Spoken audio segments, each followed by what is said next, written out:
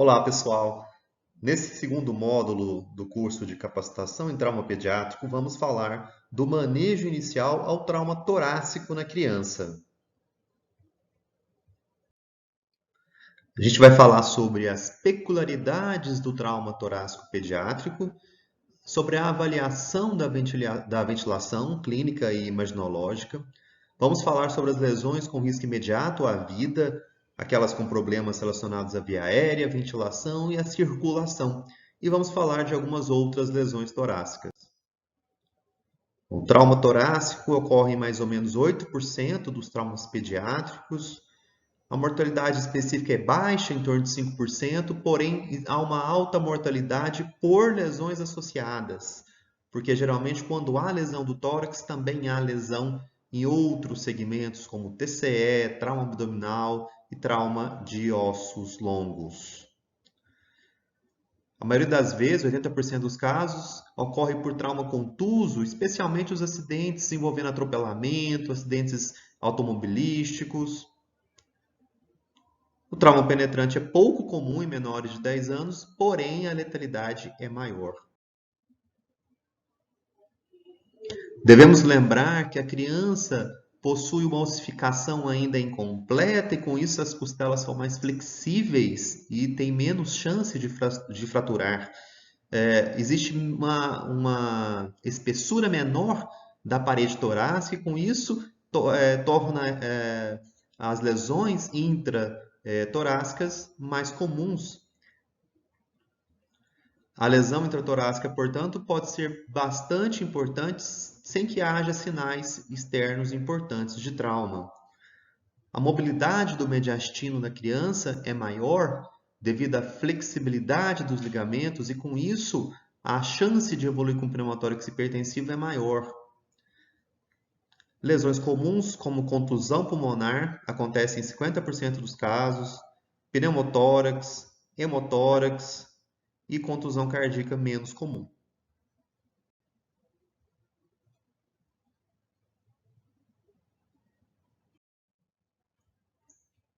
A maioria das lesões pode ser diagnosticada com radiografia do tórax, não havendo necessidade de tomografia. A maioria é tratada com drenagem pleural e monitorização. Isso é importante, especialmente em crianças, já que a exposição à tomografia deve ser evitada pela radiação.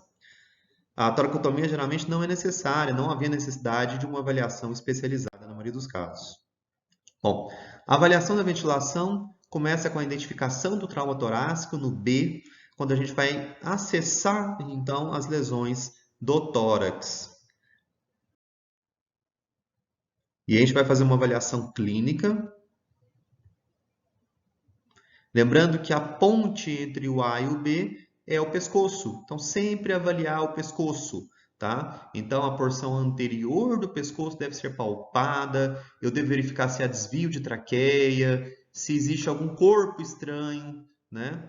Às vezes é bem evidente, às vezes não é tão evidente. Às vezes tem uma lesão penetrante ali que pode passar desapercebida.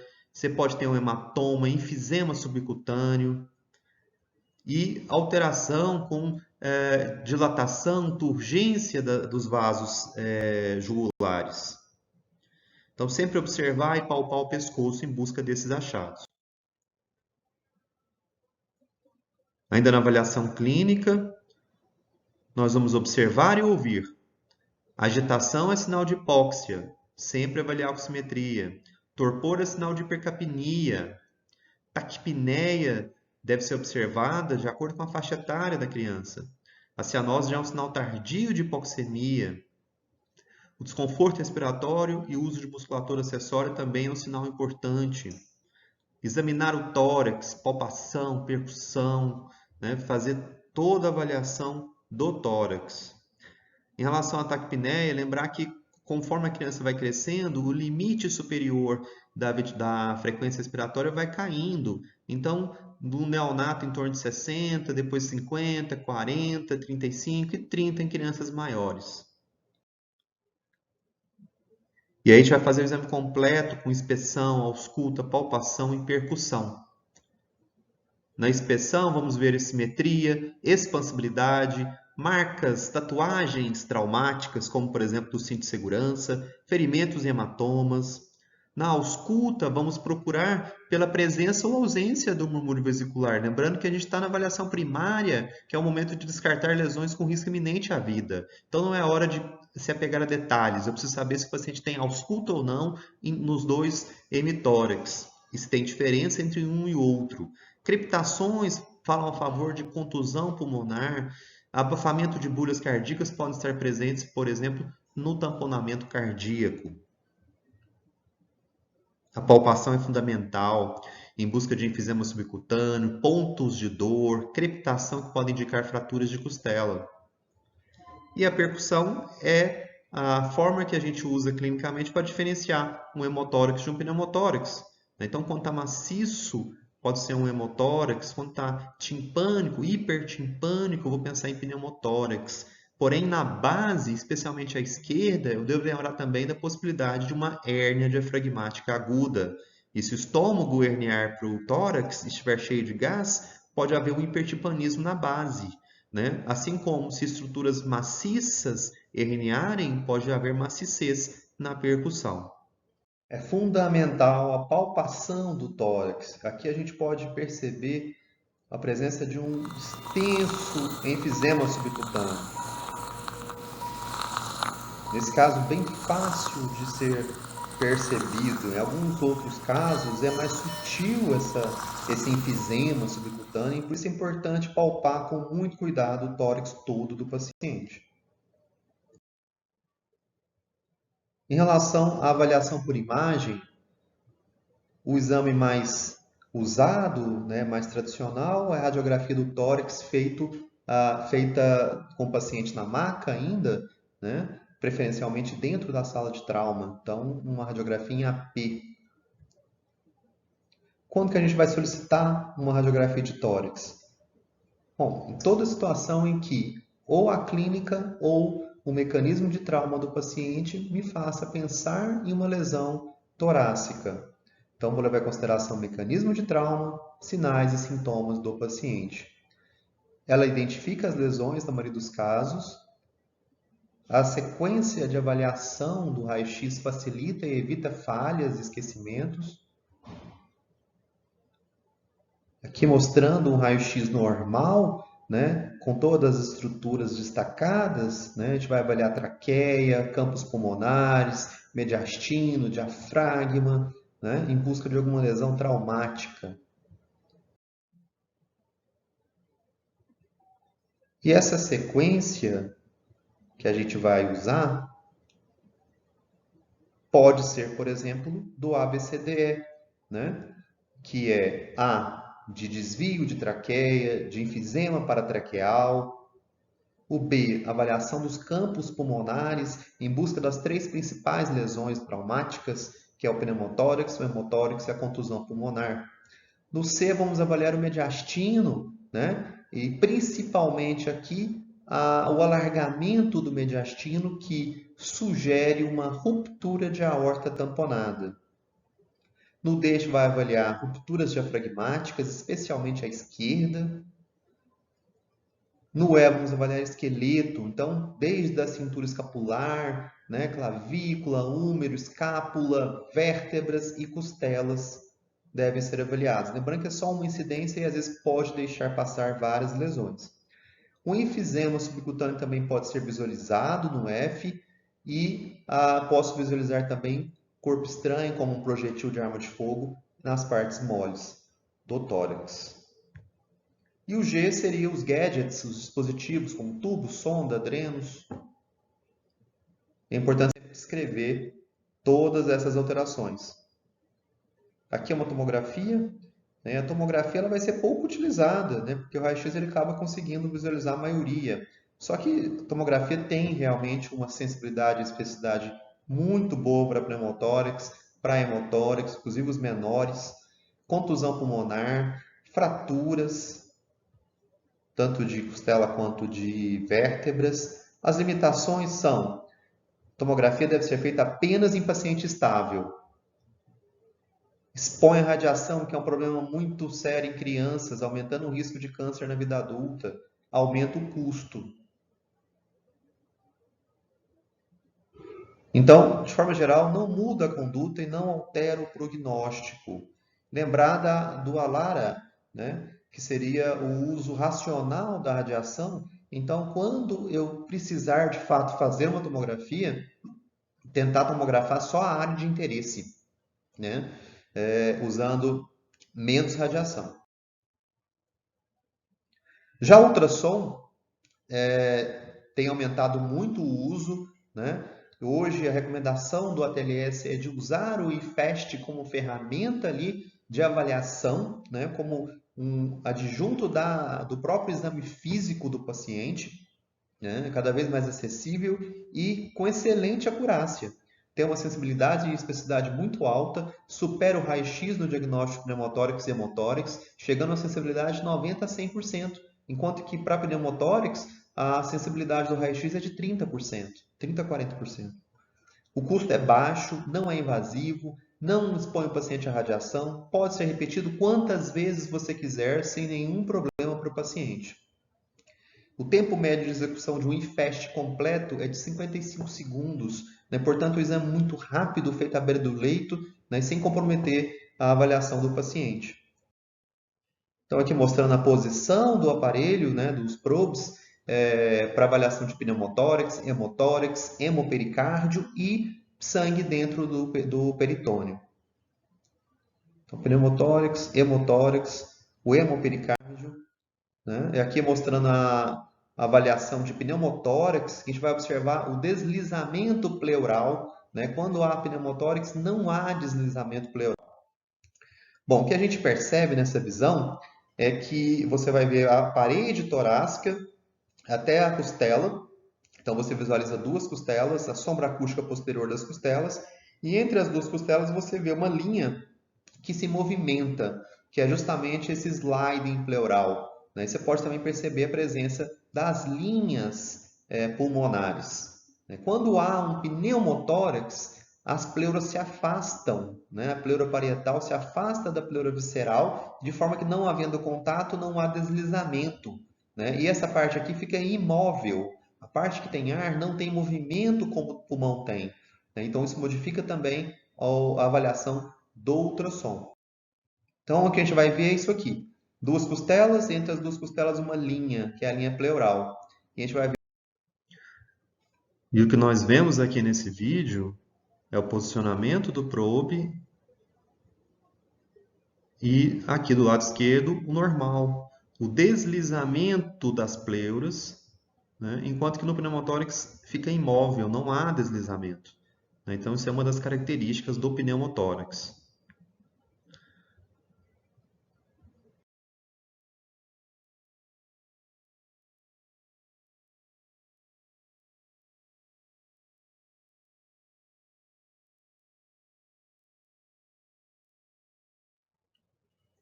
Aqui já é o modo M, em que eu vou perceber no paciente normal o padrão de areia de praia, né? Então, essa areia aqui, ela sinaliza movimento do pulmão. E esse mar é o subcutâneo, a parede torácica.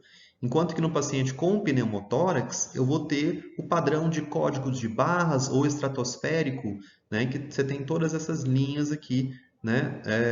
Porque você tem uma área de pneumotórax e nessa área não há movimentação. Aqui observamos o uso do IFEST para avaliação do hemotórax, né? Então, com o probe posicionado na lateral inferior, né, à direita e à esquerda, eu vou notar à direita aqui a presença do fígado, do rim, essa estrutura aqui mais branca é o diafragma. Depois do diafragma eu tenho a área pulmonar, o seio costofrênico. Então, esse é o aspecto normal. E aqui o aspecto com um derrame pleural, um hemotórax. Então, muda aqui o aspecto, né? E aparece uma imagem aqui que antes não tinha, que é a imagem em espelho da coluna vertebral. Isso acontece porque o som se propaga melhor no líquido, produzindo então essa imagem da coluna. Vamos falar agora sobre as lesões que levam a um risco imediato à vida. Primeira delas, pneumotórax. Segunda, hemotórax. A terceira, as lesões da árvore traqueobrônquica.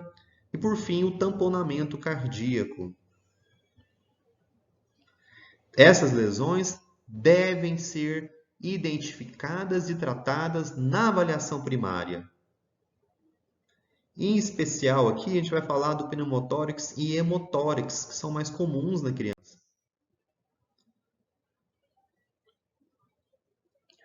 O pneumotórax traumático ocorre tanto por trauma contuso quanto penetrante, pode ser considerado simples, aberto ou hipertensivo. E aqui, quando a gente fala de lesão com risco imediato à vida, eu estou falando de pneumotórax aberto ou hipertensivo. Aqui a imagem mostrando a presença do ar dentro do espaço pleural, levando uma redução da área do pulmão, que vai colabando. Então, no simples, eu não tenho repercussão clínica importante. No hipertensivo, já vai ser um pouco diferente. O pneumotórax hipertensivo ele é caracterizado por um aumento muito importante da pressão intratorácica, que vai levar ao deslocamento das estruturas do mediastino. Então, é a entrada de ar no espaço pleural em um mecanismo de válvula unidirecional, que vai enchendo o tórax de ar até que leva a um colabamento completo do pulmão e deslocamento do mediastino. E aí você vai ter colabamento da veia cava, redução do retorno venoso, pulmão do outro lado também fica comprometido e a gente tem, portanto, um paciente em choque e insuficiência respiratória. A principal causa do pneumotórax hipertensivo é a ventilação à pressão positiva no doente que tinha um pneumotórax simples, ou seja, o paciente que chegou com pneumotórax simples e foi entubado. E quando ele é entubado, ele é ventilado à pressão positiva e isso alimenta o pneumotórax, que aumenta rapidamente, evoluindo com o pneumotórax hipertensivo. Aqui um raio-x mostrando a presença de pneumotórax hipertensivo do lado esquerdo, um grande enfisema subcutâneo, um desvio de todas as estruturas do mediastino para a direita. A característica do pneumotórax hipertensivo no paciente consciente é o desconforto respiratório ou fome de ar. É um choque obstrutivo, portanto o paciente vai estar hipotenso, pode haver distensão das veias do pescoço, elevação do hemitórax acometido, murmúrio vesicular ausente do lado acometido, hipertimpanismo, hiperressonância à percussão. Lembrar que o diagnóstico é clínico, não deve ser feito exames de imagem em paciente com pneumotórax hipertensivo. Diagnóstico clínico e tratamento imediato. E a descompressão imediata é o tratamento que a gente vai fazer nesse paciente. Primeiro, isso é feito com a punção com uma agulha e catéter, que a gente pode ver nesse vídeo aqui, sendo realizada rapidamente, né? Não gasta mais do que 5, 10 segundinhos para a gente poder passar um catéter ali. E com isso, a gente evacua rapidamente o ar que está em excesso e há uma melhora imediata dos parâmetros hemodinâmicos do paciente. Aí aqui fica a dúvida, né? Onde puncionar? Eu mostrei numa foto a punção no segundo espaço intercostal, aqui na linha médio-clavicular, e aqui eu mostrei um vídeo da gente puncionando no quinto espaço intercostal na linha axilar média. Né? Afinal de contas, onde é feita essa punção? Onde deve funcionar o paciente? A punção ela deve ser feita no segundo espaço intercostal na linha hemiclavicular nas crianças. A punção do quinto espaço é para os adultos. Né? Anteriormente era também no segundo, mas mudou para o quinto espaço por conta de uma maior eficiência nessa posição. Porque em adultos, no segundo espaço intercostal, na maioria das vezes o abocate não alcançava o espaço pleural pela espessura da parede. E aí eu vou usar abocates aqui 18, 16 para realizar essas punções. Em crianças menores eu posso usar até um abocate 20. E imediatamente após a punção, eu devo realizar a drenagem torácica em selo d'água no quinto espaço intercostal na linha axilar média. Aqui existe uma alternativa à descompressão com agulha, que é a descompressão digital. Porém, aqui a gente tem que entender o seguinte: por que que eu já não drenei logo o paciente? Porque a drenagem torácica ela leva, querendo ou não, alguns minutos. E a situação que eu estou presenciando no pneumotórax hipertensivo é uma situação de risco iminente à vida. O paciente pode ter uma parada cardíaca em poucos segundos. Então, a descompressão imediata com a agulha é muito mais rápida e permite um alívio da pressão. Outra opção seria a descompressão digital, que é a incisão no quinto espaço com a passagem do dedo ou de uma pinça Kelly abrindo o espaço pleural. Esse procedimento feito às vezes sem uma asepsia, sem uma preparação, né? Como é feito uma drenagem torácica. Porém, mesmo que a gente consiga fazer rápido, a gente sabe que quem não está habituado, quem não é cirurgião, não está vivendo no seu dia a dia realização de procedimentos de emergência, pode ter um pouco de dificuldade e não vai conseguir fazer isso rapidamente. Então, de forma geral, a descompressão com agulha ela é mais eficiente para o médico em geral. E uma vez que eu fiz essa descompressão, eu vou fazer a drenagem torácica com toda a calma agora, porque o paciente já não está mais na iminência de evoluir a óbito. E aqui a gente pode ver a imagem da anatomia do tórax da região onde a gente vai fazer essa drenagem torácica. Então, a gente percebe aqui que a nossa referência vai ser o mamilo, tá? E a axila. Então, a gente faz aqui a incisão entre a linha axilar anterior e a média. E aí a gente tem a preferência por drenos mais finos, não há necessidade de drenos muito calibrosos. Em crianças é interessante fazer a tunelização do subcutâneo, já que a espessura da parede é muito delgada, né? Aqui é mostrando a dissecção na borda superior da costela, onde não passa o feixe. Sempre colocar o dedo e fazer a exploração digital antes de colocar o dreno. É importante você verificar a presença do pulmão dentro daquele espaço, a presença de alguma víscera, né? E verificar se está no local correto. E sempre registrar o que saiu. Saiu só ar, saiu sangue. E se saiu sangue, quanto que saiu de sangue? Porque isso vai ser fundamental no diagnóstico do hemotórax maciço, por exemplo.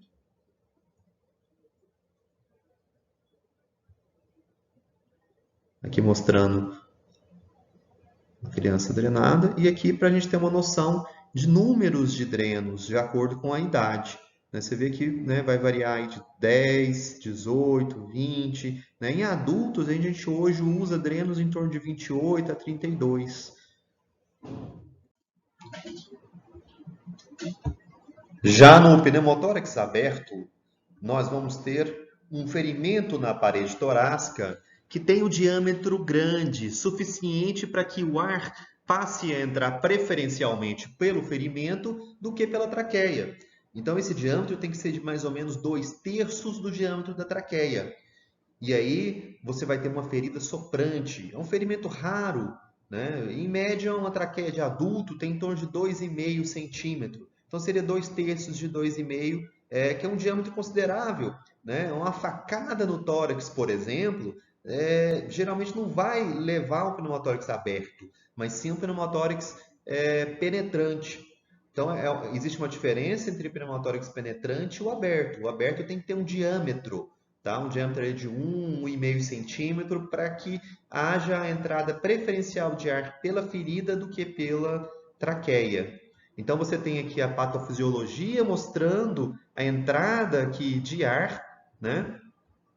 E o ar acumulando aqui no espaço pleural e colabando o pulmão. E com isso chega-se a um ponto em que há um desvio do mediastino semelhante à fisiologia do pneumotórax hipertensivo. Aqui é uma imagem do nosso serviço de um pneumotórax aberto por um trauma contuso, um acidente de moto em que o motoqueiro bateu em uma caçamba e com isso teve essa lesão.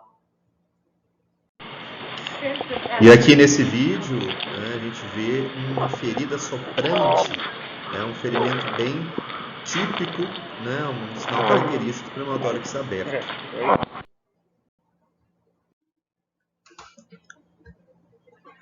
O tratamento do pneumotórax aberto começa com a oclusão desse orifício, só que a gente não deve ocluir ele simplesmente, a gente deve colocar ali um curativo que permita a saída de ar, né? Impeça a entrada e permita a saída. Então é um curativo de 3 pontas. A drenagem de tórax vai acontecer imediatamente após o curativo de 3 pontas e essa drenagem não pode ser feita, em hipótese alguma, no orifício do ferimento. Então, nunca usar o mesmo orifício. E o terceiro passo vai ser a operação definitiva, preferencialmente no centro cirúrgico, feito pelo especialista. Aqui alguns exemplos de curativo de 3 pontas, feitos improvisados, né, com uma película plástica ali, colada com um esparadrapo, né, deixando um lado aberto. Então, durante a inspiração não entra ar, e na expiração sai ar por esse curativo. E aqui um curativo feito com uma lâmina aluminizada. E aqui um curativo comercial que já vem pronto para uso. O hemotórax pode ser classificado como simples ou maciço, sendo que o maciço está relacionado ao risco imediato à vida. Em criança, a gente define hemotórax maciço como a saída de 15 ml por quilo de sangue no ato da drenagem torácica, ou um fluxo de 2 a 3 ml por quilo por hora nas primeiras 3 horas após a drenagem. Nesses casos, o diagnóstico ele vai ser clínico, baseado no exame físico, em que eu vou encontrar maciez da percussão, murmúrio reduzido e choque hemorrágico. O IFEST pode ajudar, e assim como a radiografia de tórax no leito, mas geralmente não é necessário. Aqui é um raio-x mostrando o hemotórax maciço à esquerda. E o tratamento vai ser drenagem do tórax, lembrando que a gente usa atualmente drenos mais finos, que reduz o risco de empiema pós-drenagem. Reanimação volêmica agressiva, se o paciente perdeu um grande volume de sangue, ele precisa repor sangue precocemente. E a toracotomia está indicada.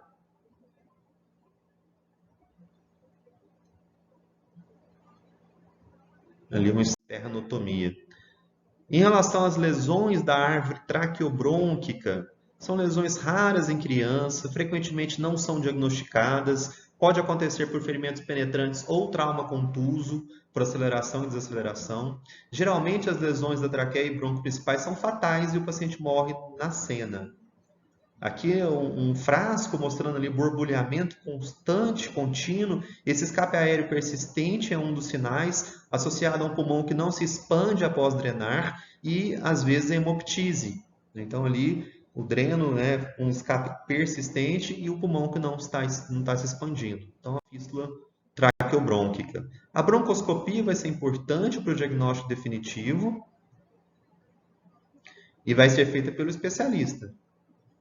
E, se ele achar necessário, vai indicar a cirurgia. Tamponamento cardíaco é uma lesão também que leva a risco imediato à vida, pouco comum em crianças, acontece principalmente por trauma penetrante.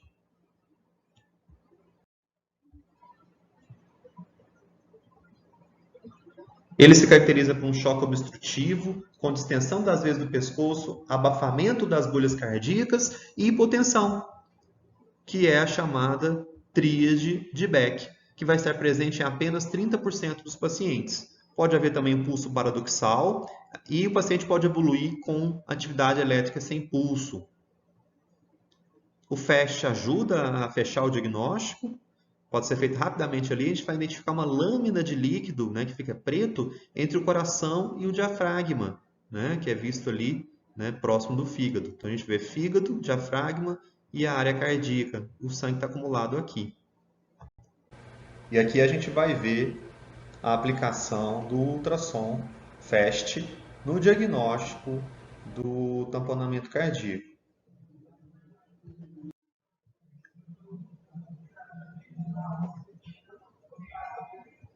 O tratamento do tamponamento cardíaco exige um cirurgião, né, qualificado para a realização de uma toracotomia. A pericardicentese guiada por ultrassom pode ser uma medida salvadora de vida quando você não tem acesso a um cirurgião, né? Então, como medida imediata, pode ser a única coisa a se fazer para salvar a vida desse paciente até que ele chegue num centro de trauma para ser tratado. Então aí você pode fazer a punção de Marfan, idealmente guiada pelo ultrassom, sempre com o paciente monitorizado, né? Então você vai introduzir a agulha em direção à ponta da escápula esquerda, né? Aspirando até vir sangue, um sangue que geralmente é incoagulável, né? Se você tocar o miocárdio, você vai verificar uma onda de lesão no eletrocardiograma, você vai voltar um pouquinho, terminar de aspirar, geralmente você vai aspirar ali um volume pequeno, né? No adulto é 20, 30 ml, já melhora clinicamente o paciente.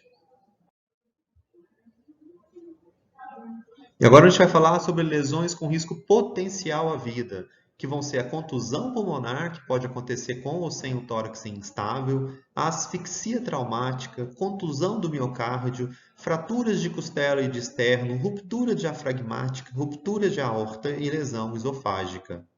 Lembrando que essas lesões devem ser avaliadas até a avaliação secundária e vão ter seu tratamento também na avaliação secundária de forma geral. A principal lesão em crianças é a contusão pulmonar.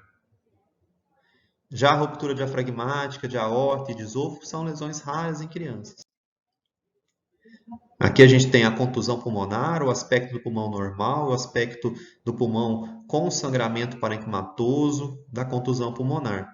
Então, é a lesão mais comum no trauma torácico em crianças, pode acontecer tanto no trauma penetrante quanto no contuso, e na criança tem uma característica peculiar que pode acontecer contusão sem ter fratura de costela, pela característica imatura da ossificação da costela. Pode estar associado ao tórax instável, que é o chamado retalho costal móvel, e que a gente vai ver aqui, né, múltiplas fraturas levando a uma situação de tórax instável. Pouco comum em crianças, é definido como um segmento na parede torácica sem continuidade óssea com o restante da caixa torácica, geralmente associada a múltiplas fraturas costais ou desarticulação costocondral. E aí você vai ter que ter pelo menos 2 pontos de fratura em pelo menos 2 costelas adjacentes, para você ter ali um segmento da parede, um retalho costal que não se movimenta mais de acordo com o restante da caixa torácica, né? Então você vai ter a respiração paradoxal, que é quando o paciente inspira, né, aquele segmento ele vai retrair, e quando o paciente expira, aquele segmento ele se destaca, né, que é a expressão paradoxal. E aí, nesse paciente, a dor associada a essas fraturas, associada à contusão pulmonar adjacente, vai levar o paciente a um quadro de insuficiência respiratória aguda. A gente vai diagnosticar a contusão através da ausculta, de crepitus, hipoxemia, que pode acontecer tardiamente, né? O paciente às vezes pode chegar bem e depois de 12, 24 horas evoluir com a hipoxemia. A imagem do diagnóstico do raio-x, a tomografia é mais sensível, porém as áreas de contusão não vistas no raio-x têm pouca relevância clínica. Então, assim, a tomografia acrescenta muito pouco no diagnóstico desse paciente, na conduta, no tratamento. Tá? Lembrando que os exames iniciais podem vir normais e a contusão pode aparecer numa imagem mais tardia, depois de 12, 24 ou às vezes até mais tempo depois do trauma. Aqui um raio-x mostrando as áreas essa área de contusão à esquerda, central. E aqui a tomografia mostrando contusão pulmonar, né? E a equivalência aqui do raio-x das imagens, né? Então é uma imagem de consolidação, uma imagem que lembra uma pneumonia. Aqui é a imagem, né, do pulmão com contusão. E o tratamento vai ser oxigênio, né? E se o paciente tem sinais de insuficiência respiratória, hipoxemia, a intubação não deve ser postergada. A analgesia deve ser rigorosa, usando opioides como morfina, fentanil e derivados. Posso fazer o bloqueio anestésico intercostal com anestésicos de ação prolongada ou a peridural, que é uma excelente opção. Devemos fazer prevenção de telectasia e de pneumonia através de fisioterapia respiratória intensiva. Cuidado na administração de líquidos, que pode aumentar o edema alveolar e dificultar a troca. A maioria das crianças vai se recuperar rapidamente, porém, alguns podem evoluir com pneumonia ou síndrome de angústia respiratória aguda.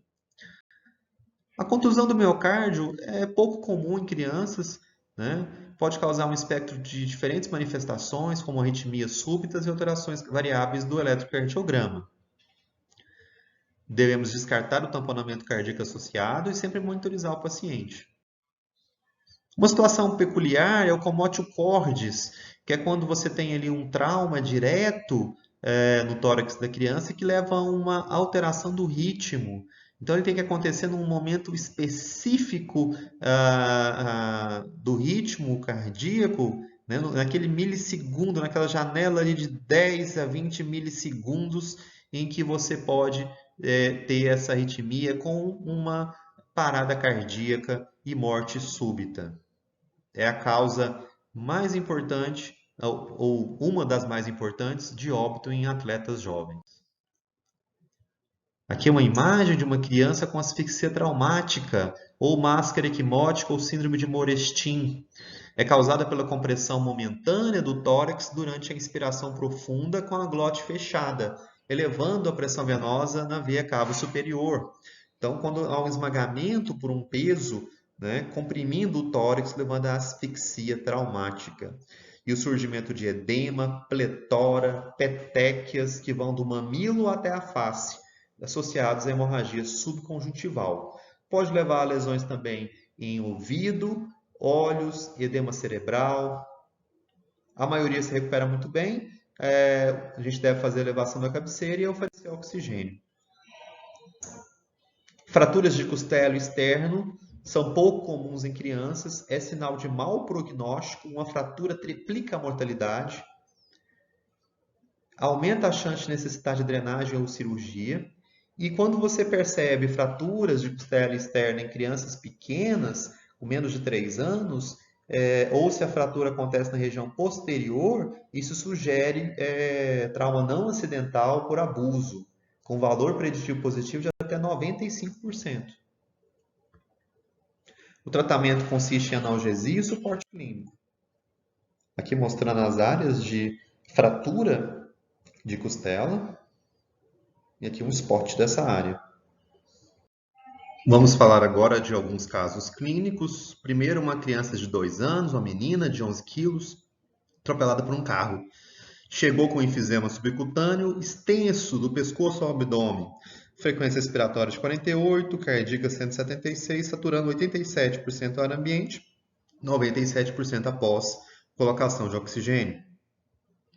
E o que a gente nota aqui nessa criança, no raio-x, bem evidente, é a presença de ar no espaço pleural do lado direito, um pneumotórax com colabamento do pulmão. Então, um pneumotórax causando repercussão. Só que esse caso é uma paciente que tem condições de ser drenada, né, sem necessidade de punção de alívio. Já nesse caso, um menino de 2 anos, acidente automobilístico, chegou com 78% de saturação, já com máscara 10 litros, com frequência cardíaca de 180, pressão de 60 por 35. Então, uma criança com um quadro clínico bem mais exuberante, chocado, né? E que no raio-x não deveria ter sido feito, né? Mas infelizmente foi feito. Você percebe aqui a presença de um pneumotórax ocupando todo o hemitórax direito, o pulmão sumiu e o mediastino está todo deslocado aqui para o lado esquerdo, com desvio da traqueia também, e colabamento do pulmão contralateral.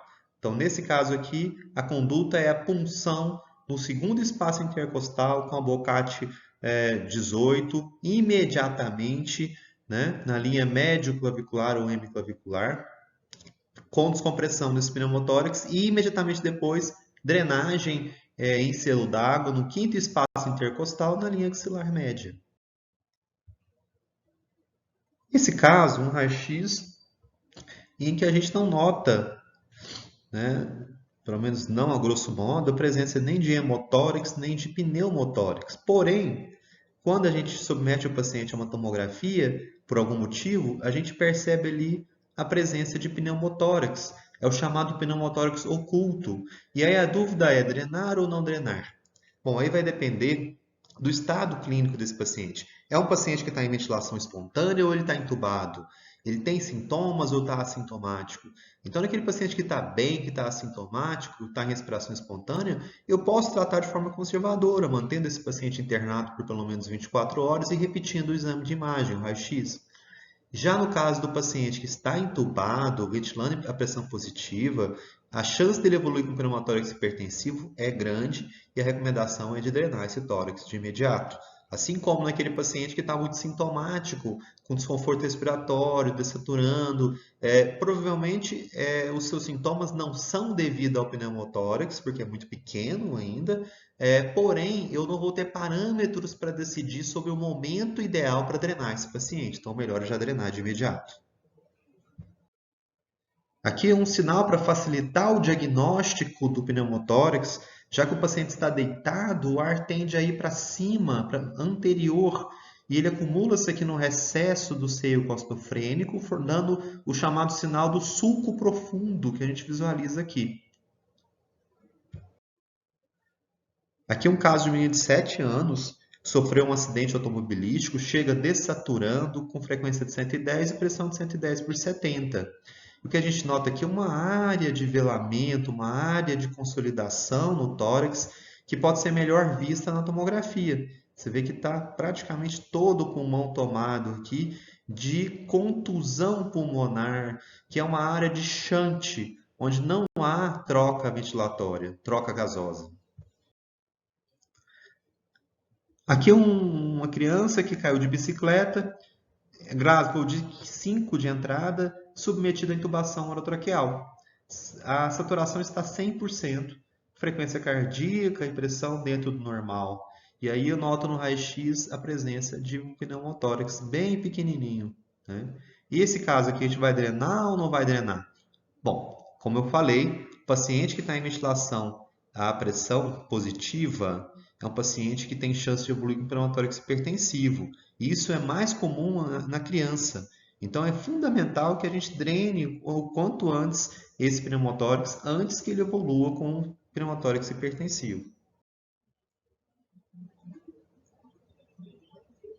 Aqui é uma criança de 10 anos que foi atropelada. Na entrada, ela estava estável, com murmúrio reduzido bilateralmente, com enfisema subcutâneo extenso. Foi realizada a drenagem de tórax bilateral.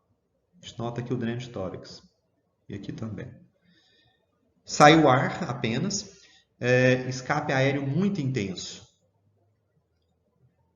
E no raio-x a gente vê pneumotórax residual, certo?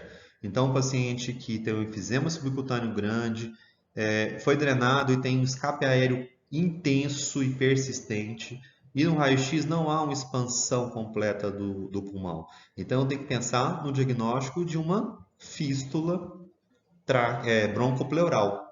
E aí eu preciso de uma avaliação especializada para a realização de uma fibrobroncoscopia.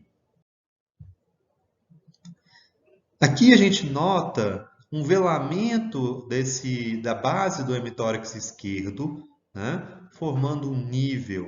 Né? E o que a gente tem aqui?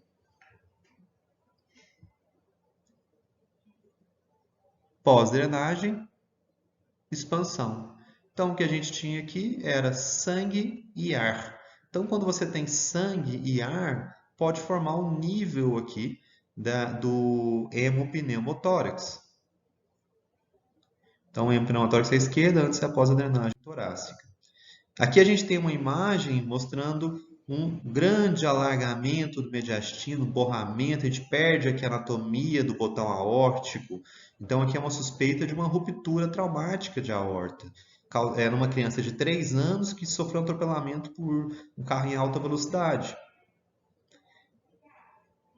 E aí a tomografia, o ideal a angio-TC, pode mostrar aqui hematoma e pode mostrar a área da lesão da aorta. Aqui um caso parecido com aquele anterior, que forma um nível, né? Só que aqui há uma pequena diferença.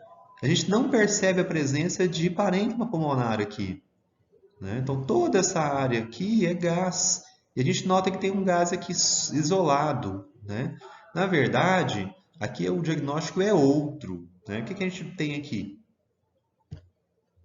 A gente tem uma ruptura traumática do diafragma com uma herniação aguda do estômago que empurra o pulmão para cima, né? Então isso aqui tudo é o estômago, é gás no estômago, tá? E aqui uma coisa que poderia ser feita para esclarecer melhor e tirar a dúvida poderia ser a passagem de uma sonda nasogástrica. E aí eu veria a sonda nasogástrica dentro do tórax.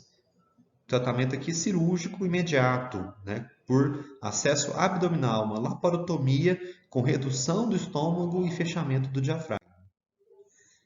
Aqui uma criança que sofreu uma lesão penetrante, pouco comum em crianças, mas uma lesão penetrante por uma lança que entrou de posterior para anterior, de cima para baixo, atravessando o tórax e abdômen dessa criança. E aqui o que a gente nota? A presença de pneumotórax, tá? E aqui após a drenagem torácica, a expansão pulmonar. Só que tem um detalhe aqui que eu não sei se vocês vão perceber.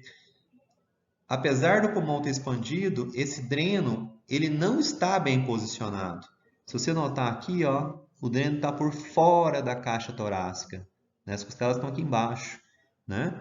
Então, esse dreno, ele abriu o espaço pleural, o ar foi evacuado, só que na hora de posicionar o dreno entrou pro subcutâneo. Então, esse dreno tem que ser retirado e ser reposicionado dentro do tórax, tá?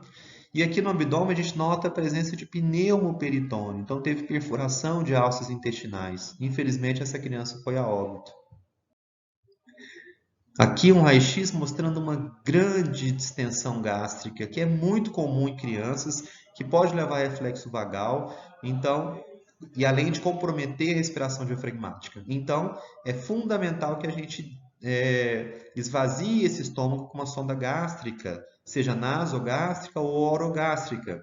Tá? A nasogástrica somente se não houver sinais de fratura de base de crânio ou fratura de face grave, e no paciente entubado você pode passar a orogástrica. Então era isso que a gente tinha que falar sobre o trauma torácico na criança. Agradeço a atenção de vocês e me coloco aí à disposição para responder qualquer dúvida, comentários, críticas, né? Muito obrigado pela atenção.